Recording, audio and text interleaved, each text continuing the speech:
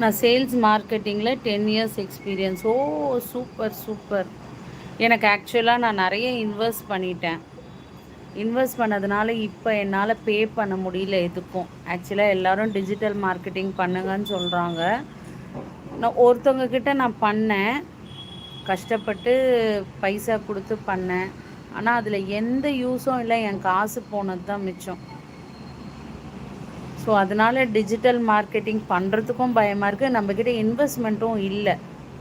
So கொஞ்ச நாள் போட்டோன்னு நான் விட்டுட்டேன். நான் இந்த மாதிரி யாராவது ஹெல்ப் பண்ணி பிஸ்னஸை கொண்டு வந்துட்டா அதுக்கப்புறம் பே பண்ணி பண்ணலாம் அப்படின்னு யோசிச்சுட்ருக்கேன்.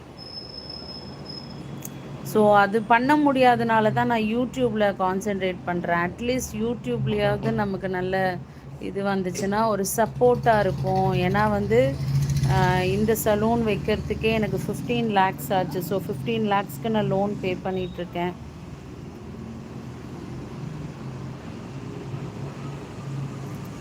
ஸோ அதனால் என்னால் டிஜிட்டல் மார்க்கெட்டிங்கில் இப்போ இன்வெஸ்ட் பண்ண முடியல.